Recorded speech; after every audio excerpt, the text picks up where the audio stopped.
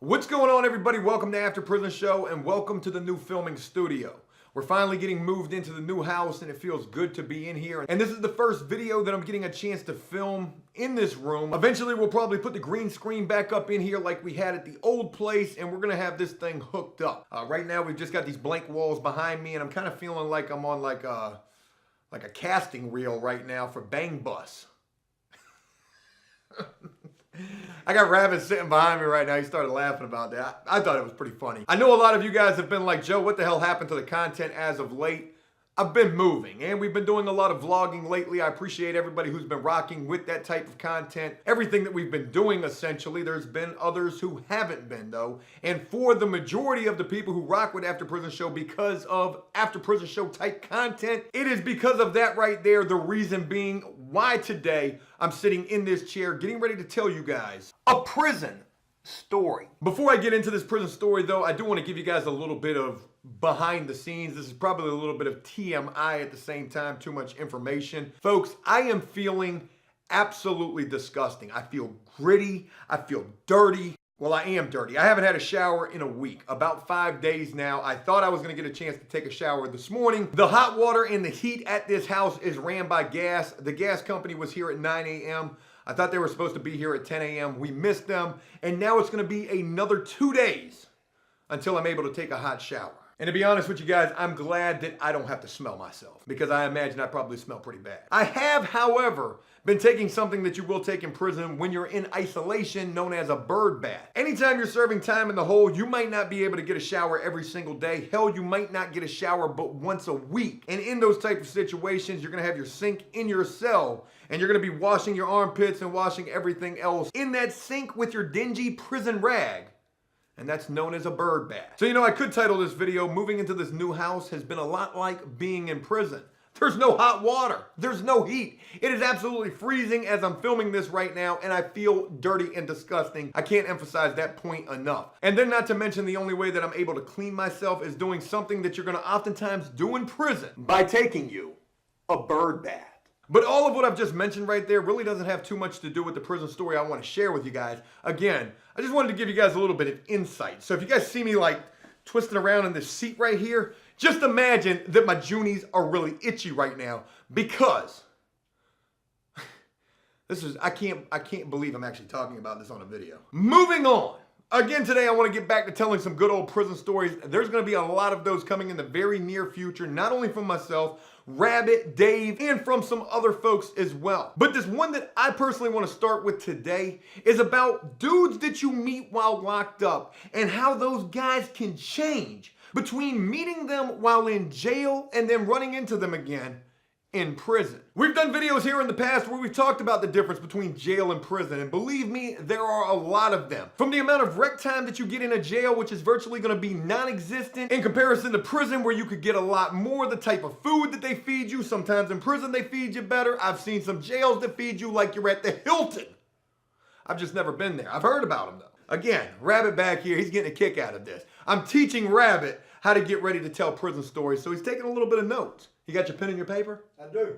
There we go. But with the many differences that you'll see between jail and prison, one really important one to mention is the way dudes act in jail in comparison to in prison. And the funniest thing is when you run into them guys that you knew from the jail in prison, and you see that the way that they're acting there is completely different from when they were in the jail. And there's two guys that I want to talk about in this video, using them both as examples. Both of these guys complete polar opposites, thinking about the way that they were acting from one place to another. But the first guy that I want to start with is a guy that I can't really remember his name. I want to say that this dude's nickname, or maybe part of his name, was Mo. And Mo was a guy that I met while in the jail, a guy that I didn't really deal with at all, a guy that I did not respect at all, especially because of the fact that this dude was definitely a jailhouse snitch, like so many of the guys that I met in the jail were. But I'll never forget first meeting this guy Mo, or first getting to know this guy or seeing him. And the way that that would take place was because I was in the same housing unit with this dude. He was this tall, skinny, lanky, young black dude. And again, he was definitely a snitch. And he was also sitting in the jail facing some hellified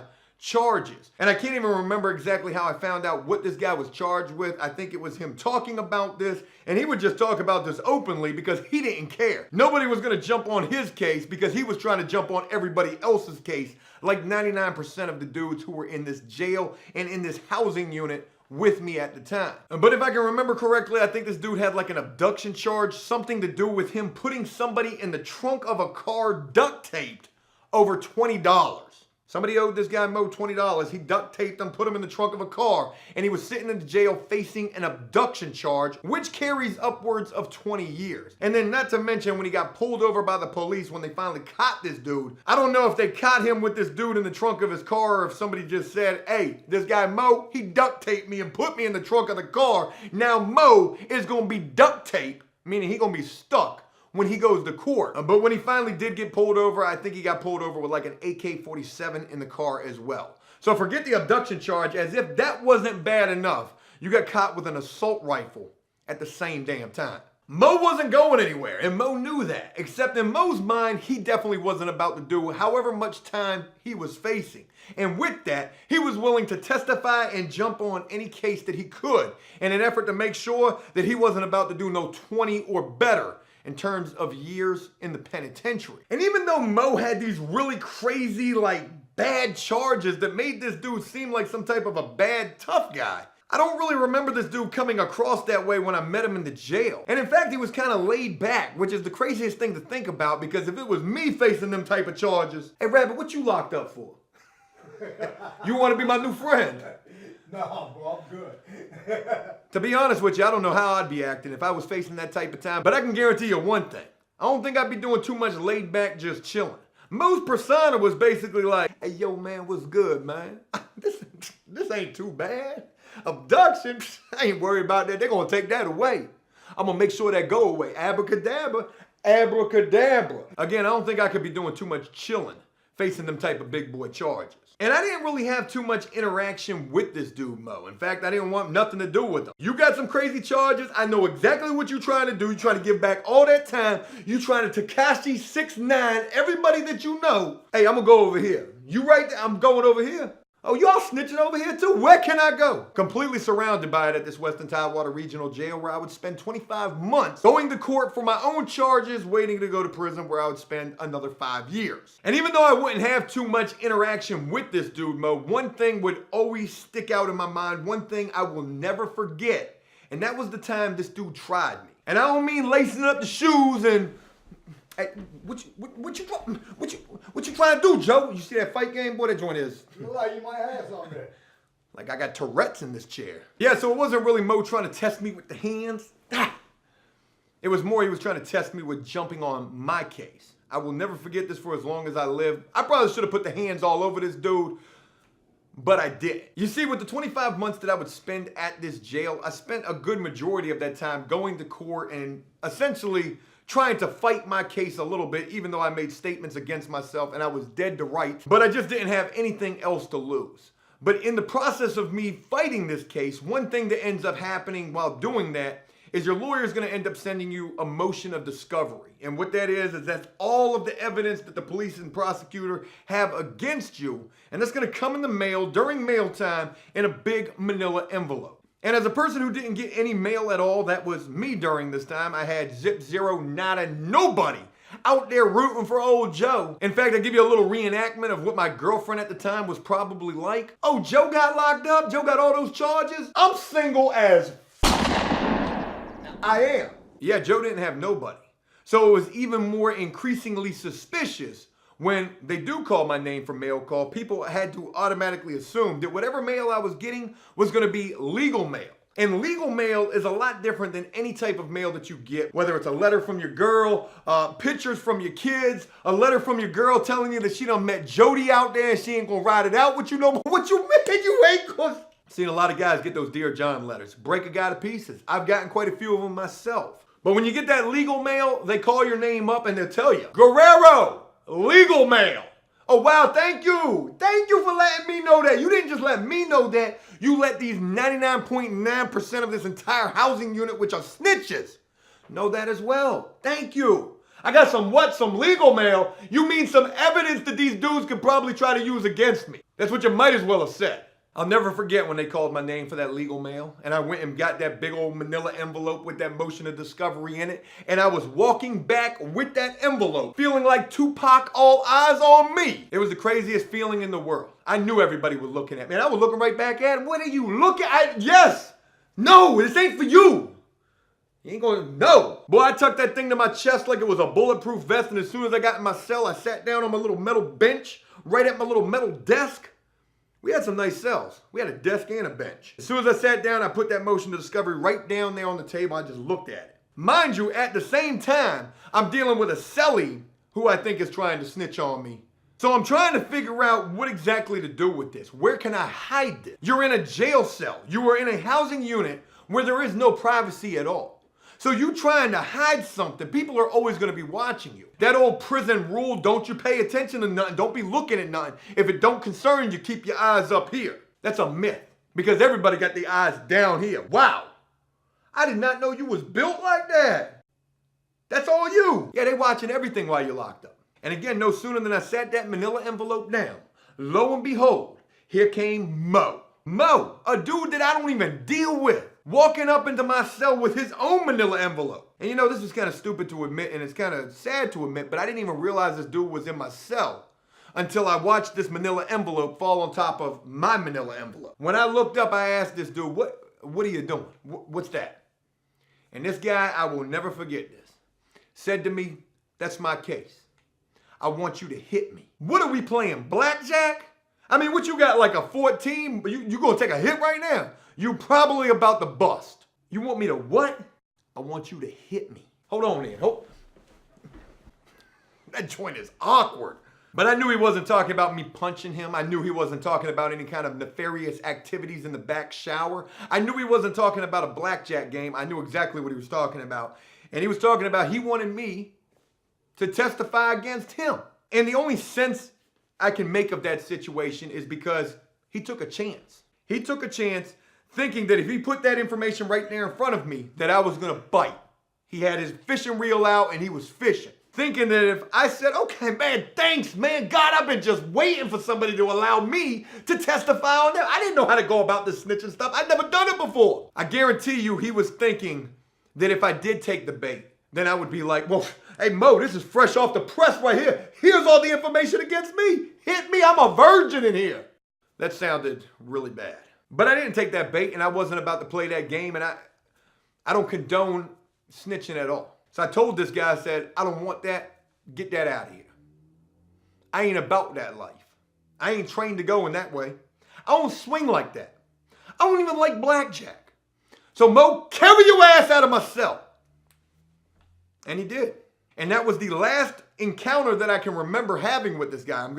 I know it probably wasn't the last, but it's the last one that I can remember and one that I'll never forget. The craziest thing is time would pass. I don't remember if I stayed in that housing unit with Mo or not, but I do remember this. I do remember the next time I would see this dude is when I was first getting to prison, going to this receiving prison where all the prisoners go when they first get to prison to get classified and then shipped off to wherever they're gonna go. And there's all these different buildings.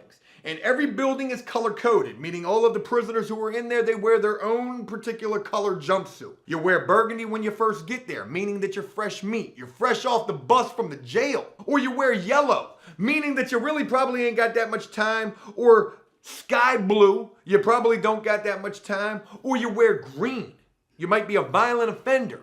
Or you wear tan, which means that you got an ass load of time. And I'll never forget running into Mo at this prison where I was wearing that sky blue jumpsuit. I only had 5 years. And Mo was wearing that tan jumpsuit. And I got no idea how much time this guy would end up getting. But I do know that he was wearing the colored jumpsuit to signify he had a lot of time. And the craziest thing about it is when I see this dude at this prison in that tan jumpsuit and I'm wearing that sky blue, boy, I'm going home in a couple of years. You ain't probably never going home, or you ain't going home for a long time. The way this dude's demeanor had completely changed. And for one, when this guy first saw me at this prison, he was kind of surprised and shocked and almost looking like he really didn't want to be seeing me there. Joe, what are you doing here? Well, I was in the jail with you and I was facing my own type of charges. So ultimately it makes sense that 2 + 2 = 4, that I would end up in prison as well. But again, Mo's entire demeanor had changed. He was no longer that guy who was running around trying to jump on cases. And in fact, this dude was trying to run around acting like he was a tough guy. Hey, yo, that's Joe right there. Yo, that's Joe right there. I don't know how to do the prison tough guy because I never was one. But one thing about it, you know, we didn't have a very long conversation, and it was almost like this guy really just didn't want to have no kind of conversation with me. Hey, Joe, hey, I'ma holler at you. I'ma go over here. I remember doing that myself. In the jail. And even though we wouldn't have too long of a conversation, it was the things that weren't said that spoke the loudest. How pretty much that little brief interaction that we had in prison was basically like Mo saying, hey, don't tell nobody you saw me here, and definitely, please, don't tell nobody the way that I was acting while I was in the jail, because it obviously didn't work for me. I'm in this tan jumper right now. All that snitching I was doing or trying to do, I still ended up just like that dude in the trunk of my car. Duct tape. And you know, I could have put it out there. I could have told any prisoner that I ran across, hey, you see that guy right there in that tan jumpsuit? He was a snitch in the jail. But what good would that have done? You know? Because who's to say how these people who I was meeting in prison were acting themselves while they were in the jail. And that was the last time that I ever saw Mo. Don't know how much time he ended up with, don't know where he ended up getting sent to, don't even know his name to look him up to see where he is now. But all I do know is that colored jumpsuit that he was wearing said enough.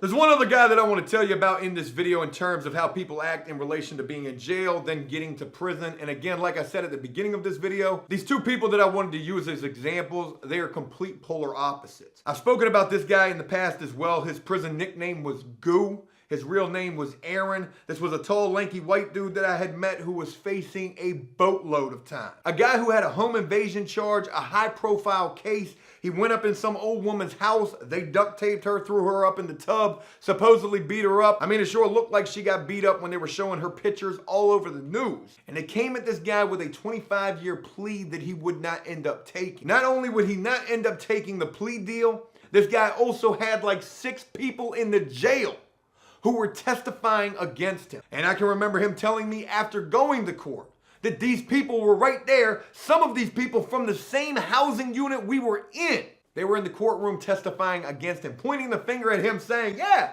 that guy right there, nicknamed Goo.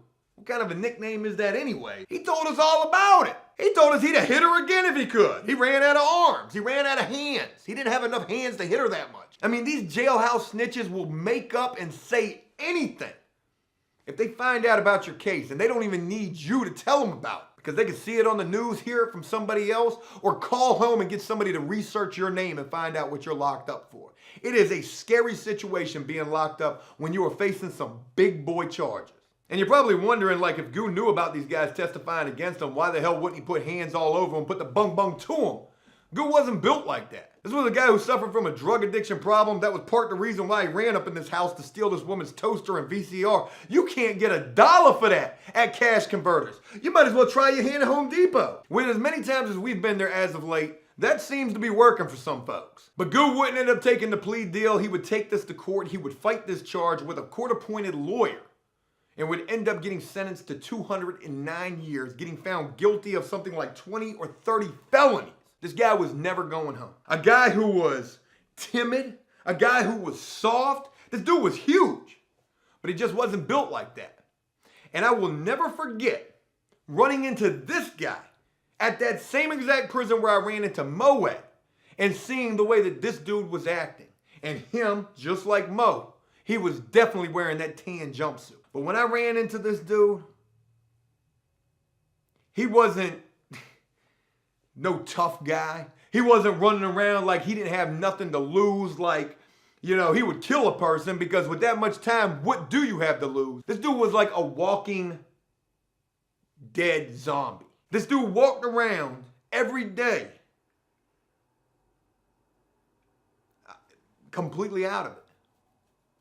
And it was the saddest, sickest thing for me to see. Now, granted, I mean, the dude's charges were horrible. He did some horrendous stuff. But when you're in a situation with a person because I was in the jail with this dude for quite a while, probably over a year. I got to know him. He tried to get up under my wing multiple times. He would do anything I would ask him to do. Hey, go make me a cup of coffee. I got to know this guy. And though I wouldn't consider this dude like a friend or anything like that, he was just somebody that I knew. It was just the sickest situation to run into this guy again in prison. And for not only me to know it, of course he knew it. He also looked it as well. Every single day that I saw this dude there, that his life was over. And that is a crazy thing to not only know, but to also be able to see. I mean, it was painted all over this dude's demeanor. And to be honest with you, as bad as I felt for this dude, as much as I want to do, maybe even attempt to try to cheer this dude up, how could you? You can't. You can't. And you got to avoid people like that, like they're the plague. There's a lot of differences between being in jail and being in prison. And again, the way people act in comparison from one to the other, that's a major thing. I've seen dudes who've gotten their asses kicked multiple times in the jail because they were acting like they were the tough guy. Go to prison and still continue to act that way. Like, dude, didn't you learn from the jail when you was getting punished in there? You could get killed here. I mean, it could happen in the jail too, but it's more likely to happen while in prison. And when you're around people as much as you will be forced to be around them while locked up, you can't help but to take notice to that type of stuff.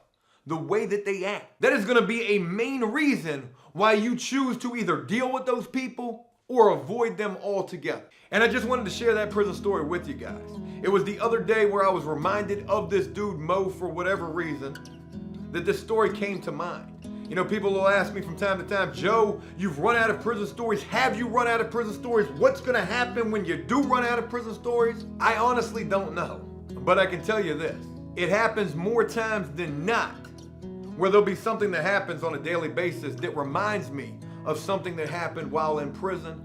And if it's worthy enough, I'll damn sure be telling you guys a prison story about it. Hey, look, that's it. This is the first video that we're filming here at this new place, and I hope you enjoyed it.